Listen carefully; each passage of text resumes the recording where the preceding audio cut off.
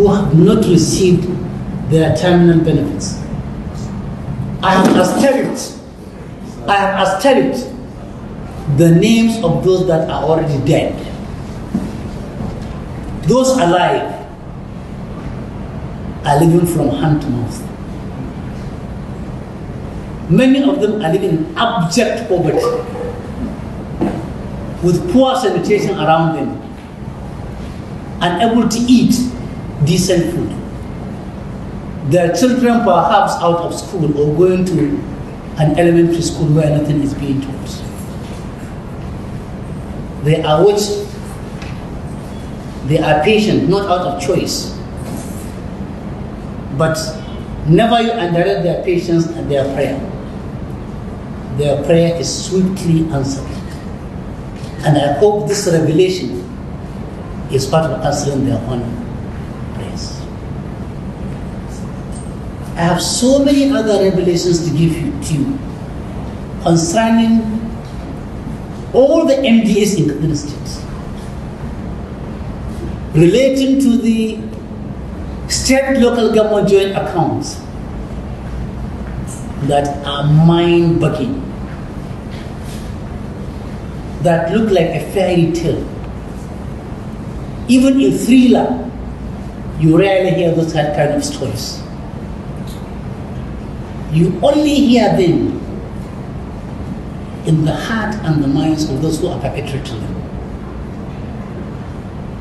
Some of them, if you come across them, unless you are hard-hardened, you will break into tears. Because it affects either you directly, indirectly, geometrically, mathematically, or tangentially. It affects you in one of them.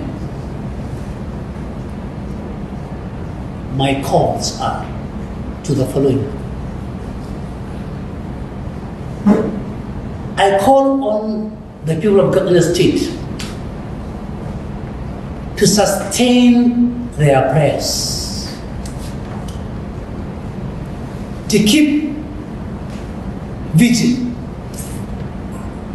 continue to present themselves before God as avoidable victims, ask for swift intervention from God Himself, and inshallah their prayers will be answered. Perhaps in the speed of light, or certainly as daylight chases with darkness. My other call is members of the legislature in Katsina State. Wake up.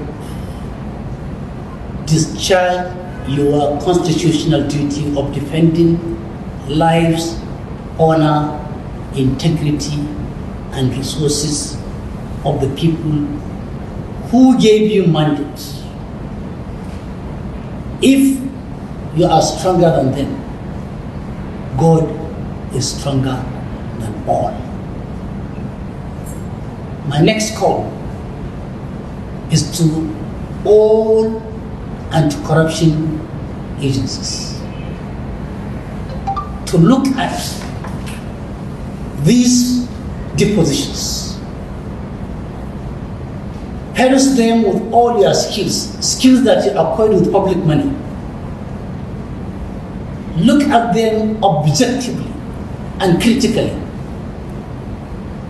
and intervene swiftly. Don't bother about who is involved. More so, you have a great lesson to learn from Tafa Balogun and our almighty CP Mount. Next call is to the federal government. The federal government shall ensure that all federal officials that are mentioned in this scandalous document, whom I continue to insist might not have been aware of these huge withdrawals in their own name should be made to give an official response, an official position on this stupendous expenditure incurred on them or said to have been incurred on them by the state government in course of fighting banditry, arson, kidnapping, and such other heinous crimes. My further call is to banks, specifically in Katsina State, with all their mother bodies in Abuja or Lagos, to be careful and not to be threatened by the abuses that were poured on them last week when they were summoned to the government house and threatened about releasing information. Tell your branches in Katsina that the cat is out of the bag. Bank statements are already at hand. If you decide to tamper with them, it will be a comparison between falsehood and truth. And that can lead to having your license revoked because it's a crime against the state. I call upon the elders of Katsina to wake up, to act wisely, to give a cover, and to become an umbrella and champions of salvation Katsina and its own citizens.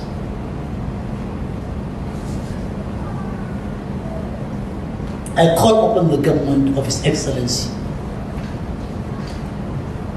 my brother, my senior brother, Right Honorable Distinguished, His Excellency, the Executive Governor of Katsina State, twice elected, to, in the name of Allah, most beneficial, most merciful, resign from his office. Remove the SSG immediately. Dissolve his cabinet. Hand over the state to the Speaker of the House of Assembly, who will organize elections according to the provision of the Constitution of Nigeria that will pave way for an independent audit, inquiry, investigation, an audit exercise that will be based on value for money audit, so that the inquiry report will identify the innocent and the guilty. My call for his designation is out of extreme love for him, because it is no more secret that he is not in charge. The secretary to the government has taken over the entire power vested on the governor by the Constitution. He has taken over the mandate of the people given to the governor. He is the de facto governor. If you want a personal opinion, ask many of your commissioners. Indeed, when I finished praying and over again, I had a premonition that were you to have the courage and the guts and the audacity to remove the SSG today, investigate his office, particularly the manner he managed the security escrow account and the security vote, you will have 60% peace in your mind. Were you to dissolve your cabinet today, you will have another 20% peace of mind. Were you to resign honorably, you will have another 20% peace. In other words, you will sleep soundly today and even go into deep slumber. Whether the conflict between the inner and the outer minds of man will allow him to do that and write his name in the book of records and the book of history would be left to be seen. I remember that when he assumed office, he instituted a committee of inquiry called the Transition Committee to take over assets and liabilities of the previous Shema administration and to catalog all the Shema crimes. And they produced 2 reports. One is Transition Committee report, Technical Committee final report dated June 2015. And another report, same June 2015, Transition Committee report, Finance Subcommittee. This was the penal code that was used in prosecuting and judging former governor, my big friend, His Excellency Alhaji Ibrahim Shema, in the court of public opinion. I am not holding brief for him. I have no reason to hold brief for him. I fought him in the past, tooth and nail. I contributed financially in blocking him from having his online key succeeding him. But with the passage of time and emerging facts, comparatively speaking, now Shema is an angel in court. His case is still in court. It is sub judice. I will not comment on it. But I hope and pray I will live long enough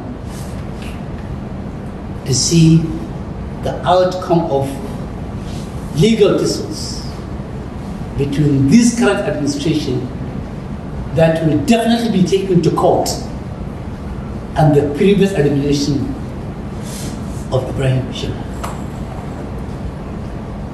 Inshallah, in the next few days, I will be coming out with more shocking revelations, especially of financial breaches, misapplication, misuse, and misappropriation of public funds under this administration. That will be more shocking than what you had today and what you had in the past few days. Enough to send you into fear. Finally, I call upon you members of the press not to edit any of my utterances. I take full responsibility of them. Those who are threatening me with court actions until we meet in courts. Court actions are not heard on the pages of national dailies or on social media platforms or on newspaper pages. They are initiated in courts and they are resolved one way or the other in court. There will be a victim, there will be a victor and a vanquished always in litigation unless where there is a settlement. I am not seeking for settlement. I am seeking for judicial interpretation of my claims. That is the only thing that will give me peace And that is the only thing that will give Nigerians, particularly Katsina people, a true sense of what transpired, or what has been transpiring, especially from 2015 June to date. For the records, I have been extremely sympathetic to APC at heart, in my sleep, in my thoughts, and in all my daily engagements, weekly and yearly engagements, because I believed then that APC will change our predicament before its own coming. I am not going to be a pessimist. APC has 3 years. I am not a party member, card carrying member of APC. But I voted for both APC and PDP because I don't go to a party. I deal with personalities. I evaluate them with their character and vote for them, looking away from their own shortcomings that we all have.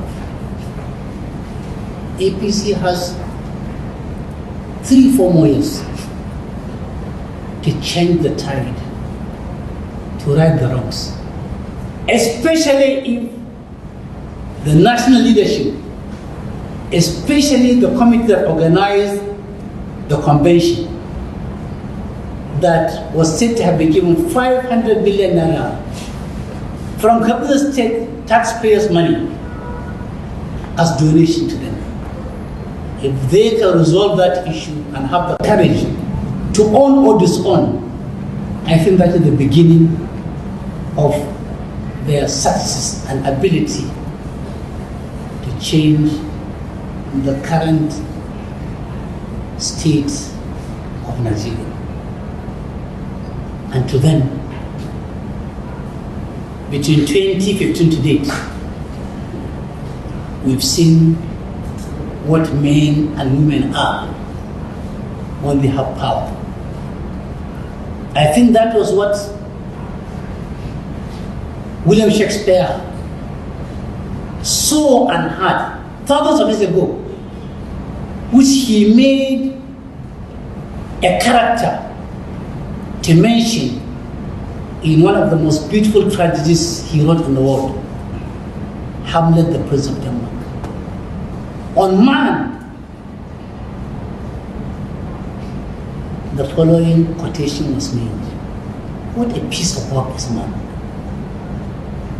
How noble in thinking, how infinite in faculty, in form and movement, how expressed and admirable, in action how like an angel, in apprehension how like a god. Man, the beauty of the world, the paragon of animals. Yet, man delights me no woman neither, though to your quintessence of dust, you may seem to say so. Quote and unquote. Thank you very much.